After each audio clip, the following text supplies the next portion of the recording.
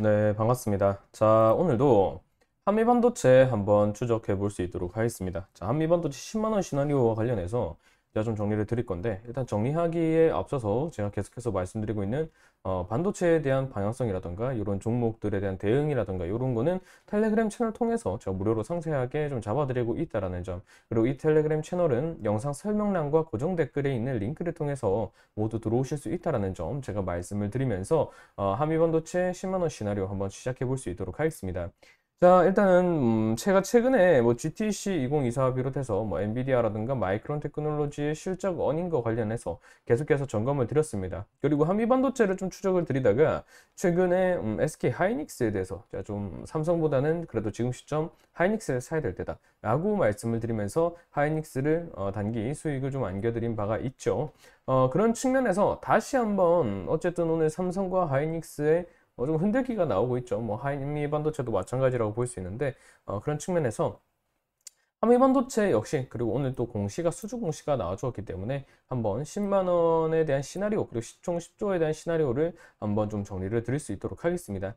자, 일단은 오늘 역시 단일 판매 공급 계약 관련해서 수주 공시가 일단 나와 주었습니다. 제가 오늘 역시라고 말씀을 드리는 거는 매월 꾸준하게 나오고 있습니다. 거의 뭐 매월이라고 하기엔 좀 그렇지만 분기마다 꾸준히 나오고 있다고 봐야 되겠죠. 지난 9월과 10월 급락장이 나왔을 때도 9월, 10월 그리고 올해 2월에도 이 한미반도체에 대한 HBM 제조용 TC 본더에 대해서 하이닉스가 수주를 가져가는 모습을 우리가 확인할 수 있었죠. 이 점에 대해서 제가 뭐라고 말씀드렸냐면 2017년에 하이닉스와 이 한미반도체 간에 공동 개발, 듀얼 TC 본더에 대한 공동 개발 이력이 있다라고 제가 공시를 통해서 체크를 드리면서 그런 측면에서 상당히 매우 좀 두터운 관계에 있고 그렇다 보니까 삼성과의 수주 가능성이 나오고 있음에도 삼성에는 물건을 넘겨주지 않고 TC 본더 이 DSV TC 본드라는 게 결국에 이 HBM을 만드는 데 있어서 그 램 그러니까 요렇게 이렇게 막 쌓아 올리잖아요. 이렇게 뭐 쌓아 올린다라고 가정을 할 때 이거에 마이크로 범퍼를 넣기 위해서 이렇게 구멍을 뚫고 이거를 이렇게 얹어서 압착시키는 장비가 TSV-TC 본더 장비인데 요거에 대해서 기술력이 상당히 SK 하이닉스도 밀어붙이고 있는 시점이기 때문에 듀얼 TC 본더에 대한 강점을 한미반도체와 사실상 독점 관계에 뭐 있다라고 말할 수 있을 만큼 좀 끈끈한 관계를 가져가고 있기 때문에 이런 수주 포인트 혹시나 한미반도체가 새로운 TC 본더 제품을 출시했다라고 하면 그 다음 달에 바로 하이닉스가 수주를 다 땡겨버리고 그런데 삼성도 이 점을 노리고는 있겠지만 쉽게 한미반도체와 계약 공시가 나오지 않는 상황이고 왜냐? SK 하이닉스와 걸려 있으니까 그런 측면에서 관계가 연결되어 있다라고 하이닉스는 보시면 됩니다. 자, 그러면 이 포인트가 어떤 호재성으로 인식할 건가라는 부분에 대해서는 과거에 나왔던 이 수주 공시 이력과 주가 사이의 상관관계 그리고 시장의 분위기를 같이 봐야 됩니다. 자, 일단은 다트상으로 봤을 때 한미반도체가 본격적으로 랠리를 이어갔던 건 오래됐죠. 근데 하락장에서부터 이 단일 판매 공급 계약 체결이 좀 이어졌던 9월에서 10월 상당한 좀 극심한 하락장이 좀 이어졌었죠. 그 당시에도 제품이 나오자마자 듀얼 TC 본더 드래곤에 대해서 하이닉스가 바로 수주를 가져가 버렸던 모습이고요. 이게 8월인가 공개가 됐던 제품이거든요. 그리고 나서 이 시점이죠. 자, 이 공급 계약이 9월 1일입니다. 자, 9월 1일. 여기서부터 형성되고 나서 그 당시에 9월에서 10월 코스피 코스닥이 모두 아닌 거의 뭐 한9% 내지 10% 이렇게 급락을 강하게 했던 구간이에요. 그 구간에서 오히려 곽동신이 자, 이 자리에서 자, 곽동신이 계속해서 정말 타이트하게 계속해서 연속해서 자, 이렇게 추주 주요 특정 이게 소유 상한 보고서를 내면서 자, 지분을 0.02%씩 계속해서 늘려간 모습을 볼 수 있습니다. 자, 이 과정에서 제가 그때 말씀을 드렸죠. 실제로 이렇게까지 시장이 떨어진다라고 해서 자사주를 이렇게 연속해서 매수를 하는 기업은 거의 없다. 불명 이게 시장만 뒷받침이 되었다라고 한다면 이거는 정말 상당히 크게 갈 수 있는 재료거리다 라고 말씀을 좀 드리면서 오히려 한미반도체에 대한 매수 의견을 제가 거듭 강조를 드렸던 부분이 있습니다. 그리고 나서 또 SK 하이닉스가 HBM용 TC 본더에 대해서 수주 포인트를 가져갔고 당시 매출액 대비 18% 상당히 좀 크게 네, 수주를 하이닉스가 해주고 있는 모습을 볼 수 있죠. 그 자리가 여기입니다. 그리고 나서부터 시장이 조금씩 풀리기 시작하니 어때요? 이 이력 부각되면서 이 곽동신이 이 매수했던 이 지점 이상의 가격대를 지지로 오히려 인식하면서 그 이후 플로우가 확인되는 점 확인이 되죠.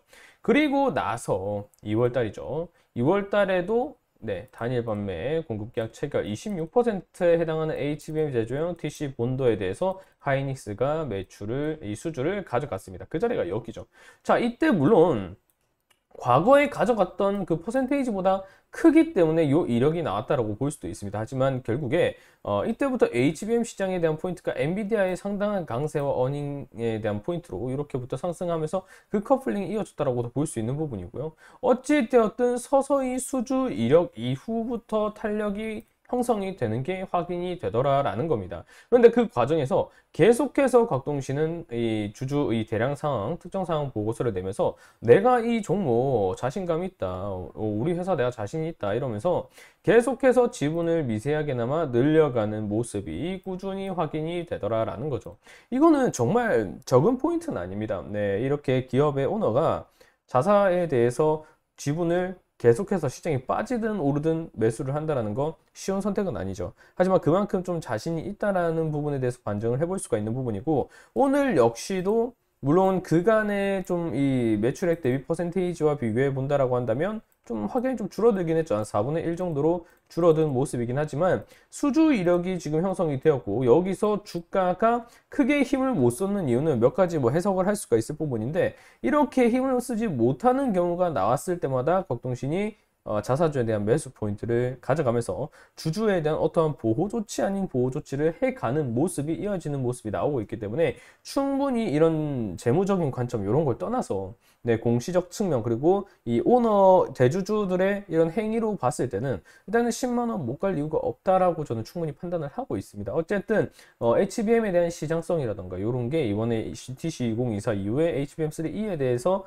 어쨌든 하이닉스가 공급 계약을 따낸 상황이고, 공급 계약을 따냈고 생산을 이제 본격적으로 이제 계속 돌려야 돼. 이미 하이닉스는 이 HBM3E에 대해서 선수금까지 받아놓은 상태에서 물량을 다 소진했단 말이에요. 계속 찍어내야, 쉴 틈이 없어. 계속 찍어내야 되는 거예요.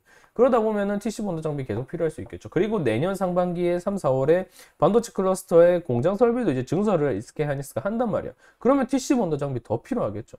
그런 측면을 고려하면 수주성은 계속해서 늘어날 수밖에 없다라는 겁니다. 즉 그런 점만 고려한다라고 하더라도 매출액 대비 퍼센테이지가 계속 쌓이면서 지난해 좀 실적이 안 좋았던 거를 이번에 좀 돌릴 가능성이 매우 높다라고 볼 수 있는 한미반도체라는 거죠.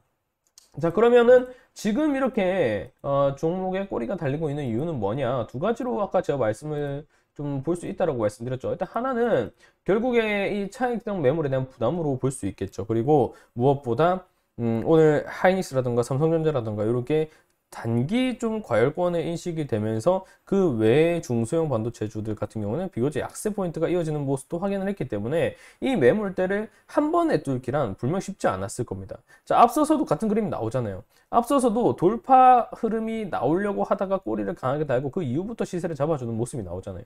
물론 구간 자체는 앞선 구간보다 위태롭긴 합니다. 하지만 최근에 이거는 뭐 반도체 업종 지수 자체가 연거래일 좀 약세를 받았던 부분이니까 사실 개별 주의 위치성 이런 뭐 부분 그런 것보다는 아무래도 업종에 대한 영향성이 또 크다라고 우리가 해석을 할 수가 있더라라는 거죠. 그리고 두 번째로 우리가 볼 수 있는 건 뭐냐면 결국에 미국입니다. 미국. 자, 미국에 엔비디아도 그렇고요. 엔비디아도 일단 아래 꼬리가 달긴 했지만 초반 상승세를 지켜주지 못하고 밀렸단 말이에요. 그리고 나서 마이크론 테크놀로지도 봐야 되죠. 마이크론 테크놀로지 이게 저 핵심이었단 말이에요. 마이크론 테크놀로지가 역사적 신고가를 썼습니다. 네, 어닝 서프라이즈 내면서 역사적 신고가를 써냈지만 그 구간과 그 구간 사이 갭이 너무 크죠. 너무 갭이 크다 보니까 거래대금은 역대급으로 터뜨려주는 모습이었지만 이 갭을 지켜주지 못하고 일단 밀려 내려갔단 말이에요. 이런 흐름이 이런 흐름이 필라델피아 반도체 지수 영향까지도 미친다라는 거예요. 일단은 추세를 안착했다라는 거는 매우 호신호입니다. 네, 제가 말씀드렸잖아요. 여기서 만약에 마이크론 테크놀로지 실적 부서진다 이러면 여기 지금 강한 저항으로 인식되면서 추세 이탈될 가능성이 높다. 그렇게 되면은 60선까지 매물대 인적 구간까지 내려가서 이 변동성을 좀 견뎌야 되고, 만약 여기까지 무너진다 이러면 그때는 반도체 주도성이 무너진다라고 볼 수 있는 거기 때문에 우리 증시 역시도 상당히 좀 피곤하고 힘들어질 수 있다라고 말씀드렸습니다. 그 측면에서 마이크론 테크놀로지의 실적 발표 포인트가 매우 중요하다고 강조를 드렸고, 그 포인트가 맞아 떨어지기 시작하면서 추세가 다시 살아난 자리이기 때문에 이런 그림이 나올 가능성이 높다라고 제가 정리를 드렸었죠. 그렇다 보니까 일단 추세는 살아있다라고 볼 수 있지만 결국에는 초반 상승세가 유지되지 못하고 밀려나는 흐름으로 마무리가 되었기 때문에 이런 흐름이 우리나라 증시의 반도체 업종 전반적인 그림과 이어지고 있다는 거죠. 결국 우리 증시 아무리 저도 미 증시의 커플링을 완전히 벗어날 수는 없습니다. 그런 측면에서 봤을 때 윗꼬리에 대한 부담 포인트는 충분히 오늘 나올 수 있는 부분으로 해석이 가능한 부분이었다. 물론 애플의 주가 급락이 마이크로 테크놀로지의 이런 상승세를 좀 나스닥이 어쨌든 발목을 잡았으니까 그랬다라고도 볼 수 있지만, 냉정히 본다라고 하면 반도체 업종 지수 자체에 대한 부담 포인트가 좀 있었다, 매물대 소화 포인트가 좀 있었다라고도 볼 수 있는 부분이고요. 물론 애플이 애플에 대한 이런 가이던스라던가 이런 중국 통제, 아무튼 이런 내용들이 발목을 잡지 않고 급락 포인트가 나오지 않았고 나스닥에 대한 견인성이 어느 정도 필라델피아 반도체 업종 지수를 축으로 나와줬다라고 하면 이렇게까지 차익성은 안 나왔겠죠. 그렇다라고 보면 오늘 우리나라 역시도 반도체 업종 지수의 좀 대세적 상승이 다시 한번 나올 수도 있었겠죠. 하지만 미국 증시의 차익성 흐름이 일단 나와주었기 때문에 우리 증시 역시도 유사한 흐름 정도로 나왔다 뿐이지 그 외에 다른 문제점이 있어서 지금 윗꼬리를 다는 모습으로는 보이지가 않는다 정도로 우리가 정리를 할 수 있더라라는 겁니다. 자, 최근에 한미반도체 이런 공시적 측면에서 수주 포인트도 하이닉스가 계속 잡아주는 모습이고요. 하이닉스와 TSMC 그리고 엔비디아 간의 이런 반도체 AI 삼각편대 이런 흐름도 상당히 좀 튼튼한 모습으로 이어지고 있는 그림이고요. 만약에 여기서 더 나아가서 삼성이 HBM3의 콜 테스트를 통과 못한다라는 그림이 나온다 라고 한다면 한미반도체의 중요성, 한미반도체의 희소성은 더욱 부각될 수밖에 없을 겁니다. 그런 측면에서 자사주의 지분 포인트도 계속해서 늘리고 있는 곽동신의 이런 행보 종합적으로 고려했을 때 충분히 한미반도체의 10만원 시나리오, 시총 10조 시나리오는 불가능한 일이 아니다라는 것을 다시 한번 정리 드리면서 오늘은 마무리할 수 있도록 하겠습니다.